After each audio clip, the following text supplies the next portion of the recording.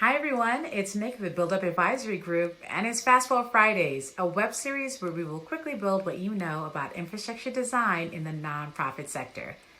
Today's Fast Forward topic is holding grant makers accountable for equity and inclusion. How do we actually hold entities within the system that hold the funding and therefore seemingly the power accountable? When we talk about power structures within grant making, we don't really talk about grantees being the power holders, although they're the experts actually carrying out the work. Another conversation for another day. So how do you hold the organizations that are usually seen as the power holders accountable? And before we even get to that question, why should we? Because in my opinion, if the power holders aren't accountable within a system, then what's the point of having a system in the first place? And some of you might even say, Nick, of course they're accountable. They're being held accountable by their boards and their staff and their leadership. Now, we've talked previously in many Fast Forward Fridays about governance structures that aren't set up to provide adequate oversight or accountability over an organization's work or operations. Board compositions that don't allow members of the very communities that grant makers serve to be on the board or in the room.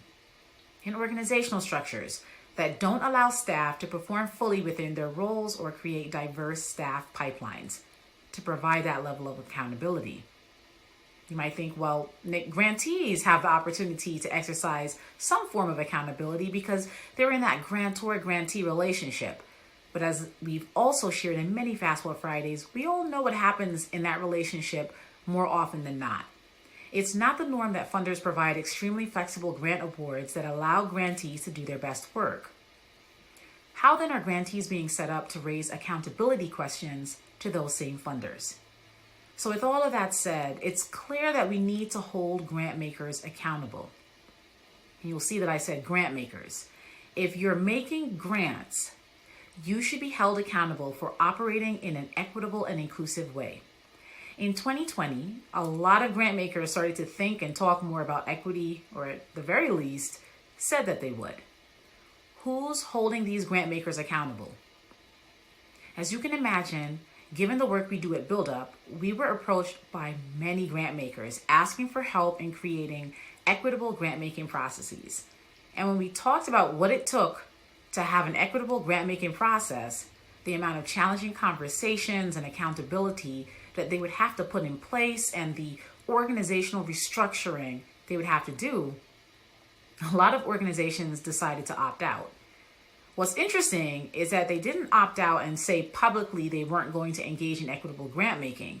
They opted out and declared instead that they would be focused on quote unquote equity, which allowed them to do anything really, as long as they could point to a slightly different thing that had been done without digging into what is required to truly create and support sustainable, equitable outcomes.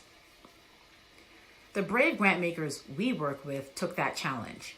They're also finding ways to be held accountable, and they're truly holding themselves accountable. I have 2 recommendations for holding grant makers accountable for equity and inclusion. I'll share the first one in this episode and save the second for our next Fast Forward Friday. The first recommendation to hold grant makers accountable is to require them to share what they've done or are doing about equity in their grant making processes and practices. And do not accept when they point to an increase in their grantees that are led by people who are from historically marginalized or vulnerable communities as an example of what they've done. That is one piece of an outcome that may or may not evidence equity. We cannot and should not accept that alone as proof of equity or inclusion. Taking that approach is a checklist approach to equity, and it's not focused on true accountability for being an equitable or inclusive organization. In particular, we should require every grant maker that publicly shared they were focused on equity and grant making to explain exactly what they've changed within their infrastructure to make them more equitable and inclusive.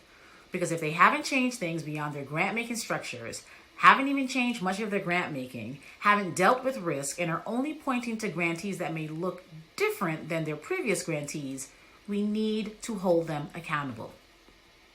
And that requires us to ask, why is there no pipeline of diverse leadership? Why haven't you changed your supremacist policies? And why does your board look exactly the same as when you were complaining about equity not being at the forefront in the first place? We have to start that conversation. And that's our Fast Build. On our next Fast Build Friday, we'll continue the conversation about holding grant makers accountable for equity and inclusion with a second recommendation. I want to hear how you are thinking about accountability for grant makers. I would love to hear from you and about your experience in the comments below. And if you're finding these Fast Build Fridays helpful or informative, I would love it if you would like this video and hit subscribe. Thanks for watching. Have a wonderful weekend and keep building bravely.